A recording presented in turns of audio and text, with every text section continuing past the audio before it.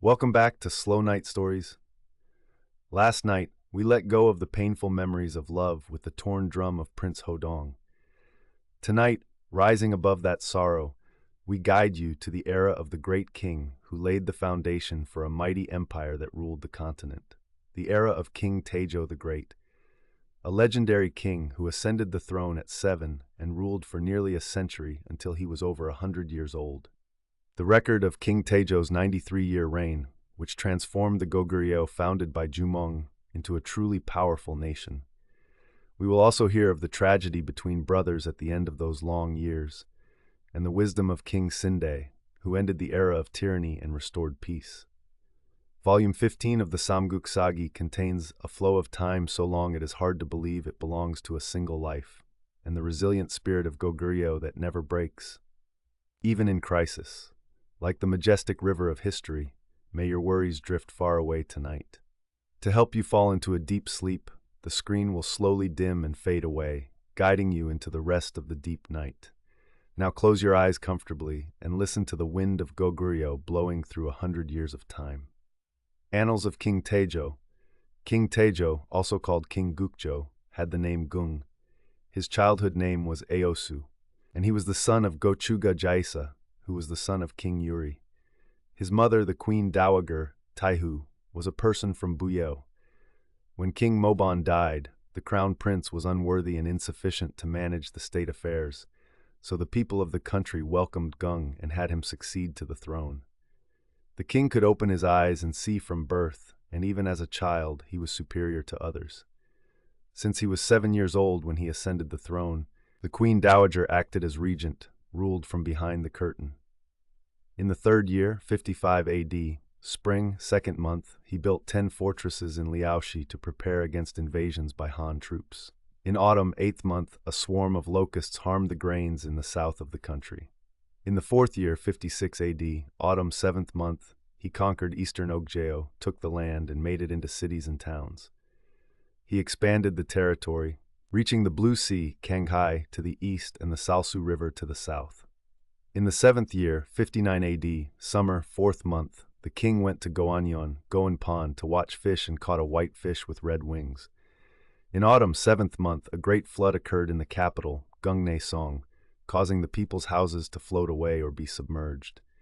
In the 10th year, 62 AD, autumn, 8th month, he went hunting in the east and caught a white deer. Locusts flew into the south of the country and harmed the crops. In the 16th year, 68 AD, autumn, 8th month, Dodu, the grandson of the king of Galsa, surrendered with his entire country. Dodu was appointed as Utai. In winter, 10th month, there was thunder. In the 20th year, 72 AD, spring, 2nd month, he sent Dalga, the Paja of the Guana department, to conquer Jonah and captured its king. In summer, 4th month, there was a drought in the capital. In the 22nd year, 74 AD, winter, 10th month, the king sent Seoryu, the Paja of the Huana department, to conquer Juna, captured the prince Ulium, and made him a Gochuga. In the 25th year, 77 AD, winter, 10th month, an envoy from Buyeo came and presented a deer with 3 horns and a rabbit with a long tail. The king considered them auspicious objects and granted a general amnesty. In the 11th month, snow fell 3 feet deep in the capital. In the 46th year, 98 AD, spring, 3rd month, the king inspected Cheksong in the east and caught a white deer upon reaching Gyesan west of Cheksong. Upon arriving at Cheksong, he held a banquet with various officials and bestowed goods upon the officials guarding Cheksong with differences in grade. Finally, he engraved his achievements on a rock and returned. In winter, 10th month, the king returned from Cheksong. In the 50th year, 102 AD, autumn, 8th month, he sent an envoy to reassure and comfort the people of Cheksong. In the 53rd year, 15 AD, spring, 1st month, an envoy from Buyeo came and presented a tiger. It was 1 gil and 2 ja, approx 3 to 4 meters long, and its fur color was very bright, but it had no tail. The king sent a general to enter Liaodong of Han and plunder 6 counties. The grand administrator of Liaodong, Geng Kui, sent out troops to block them, and our army was greatly defeated. In autumn, 9th month, Geng Kui defeated the Make people. In the 55th year, 107 AD, autumn, 9th month, the king hunted south of Jilsan and caught a purple roe deer.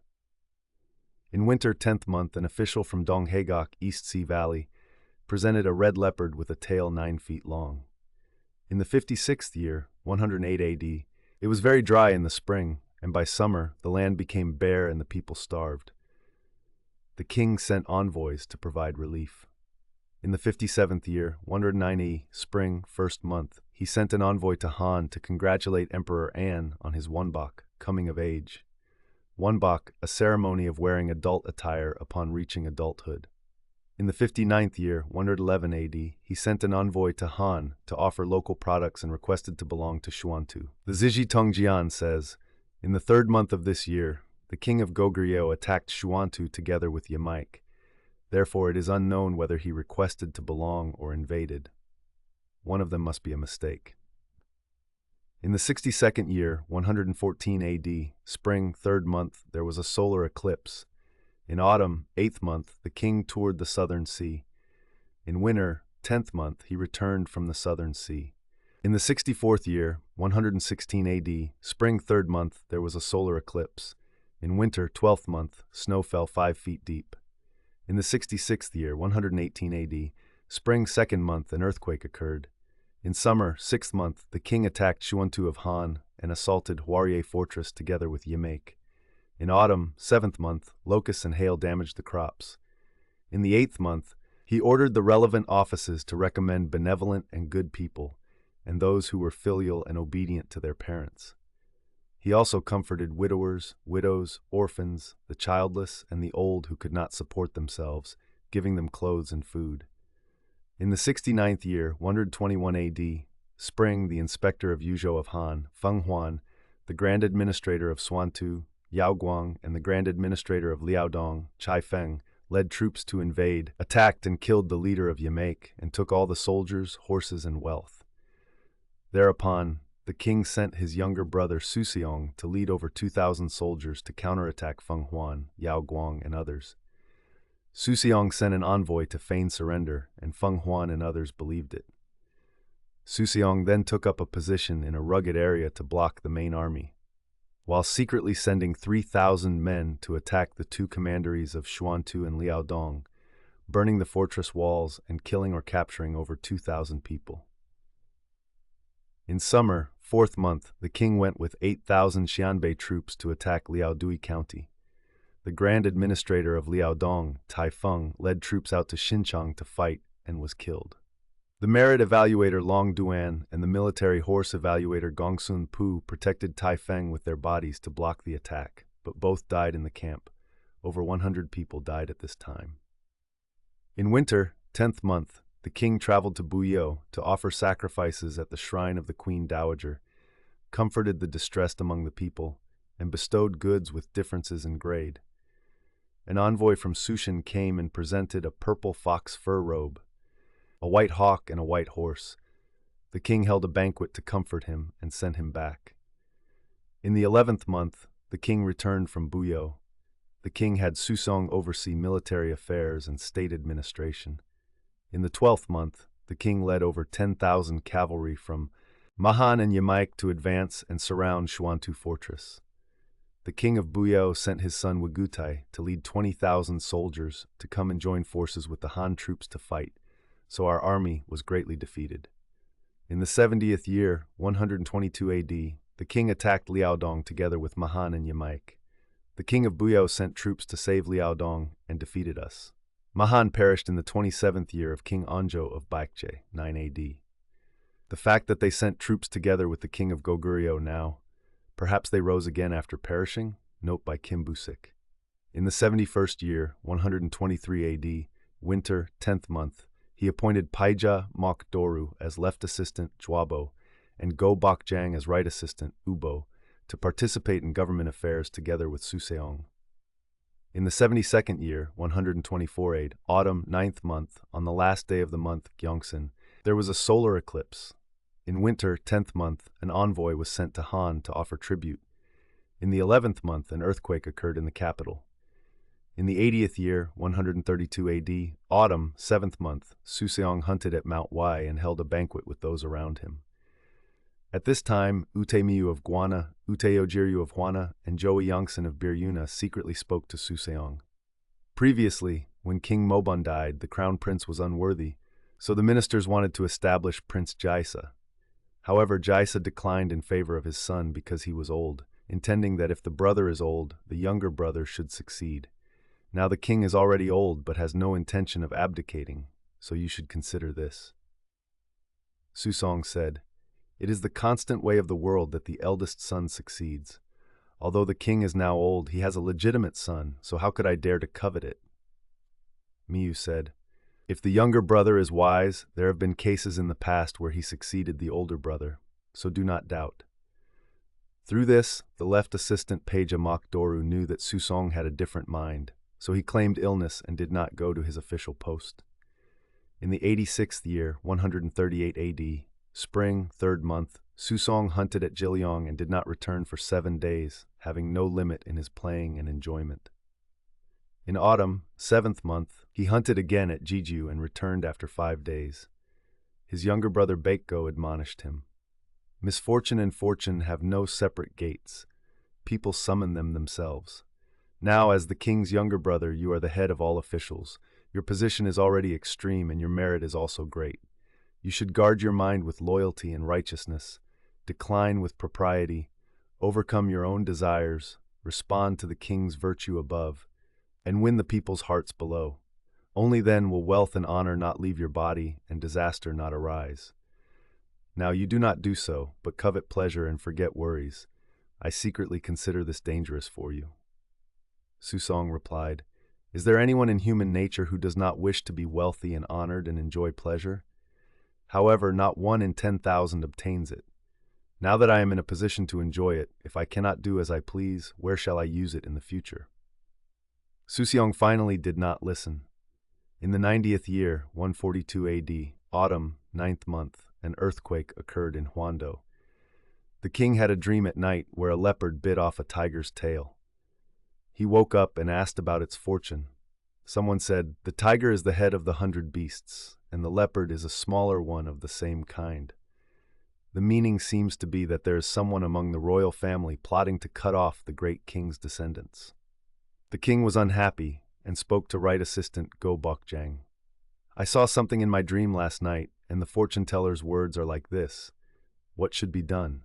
Go Bokjang replied, "If you do what is not good, auspiciousness turns into ominousness. If you do good, disaster conversely becomes blessing. Now the great king worries about the country as if it were your house and loves the people as if they were your sons, so even if there is a small anomaly, what is there to worry about?" In the 94th year, 146 in autumn, 7th month, Susong hunted at the foot of Mount Y and spoke to those around him. "The great king is old but does not die, and my age is also approaching its twilight, so I cannot wait. You devise a plan for me." Those around him all said, "We will respectfully follow your command." At this time, one person came forward alone and said, "Recently, when the prince spoke words that were not auspicious, those around you could not remonstrate directly, but all said, 'We will respectfully follow,' which can be called deceitful and flattering. I wish to speak directly, but I do not know what your high intentions are." Susong said, "If you can speak directly, it will be medicine, good advice, so why would I doubt?" The person replied, "Now the great king is benevolent, so there is no one in the capital or the provinces with a different mind. Although you have merit, if you lead a group of deceitful and flattering people to plot the dethronement of a benevolent ruler, how is this different from trying to drag a weight of 10,000 upside down with a single thread? Even a very foolish person can know that it is impossible. If the prince changes his intention and thoughts to serve the ruler with filial piety and obedience, the great king will deeply recognize the prince's goodness and will surely have the mind to abdicate. Otherwise, disaster will soon follow." Susong was not pleased. Those around him were jealous of his uprightness and slandered him to Susong. The prince is worried that the ruler's position might become precarious because the great king is old and is planning for the succession. But this man speaks wildly like this. "We are worried that the secret will leak and bring disaster. We must kill him to shut his mouth." Suseong followed those words. In autumn, 8th month, the king sent a general to attack Xianping County in Liaodong of Han, killing the magistrate of Daifang and capturing the wife and children of the grand administrator of Lelang. In winter, 10th month, Right Assistant Go Bokjang said to the king, Suseong will soon rebel, so I request that you kill him first. The king said, I am already old. Since Suseong has merit in the country, I intend to pass the throne to him, so do not trouble yourself with worry. Go Bokjang said, Suseong's character is cruel and unbenevolent. If he receives the great king's abdication today, he will harm the great king's descendants tomorrow. The great king only knows to bestow grace on an unbenevolent brother, but does not know that disaster will befall your innocent descendants. I beg the great king to consider this deeply. In the 12th month, the king said to Suseong, I am already old and tired of all state affairs. The mandate of heaven is on your body.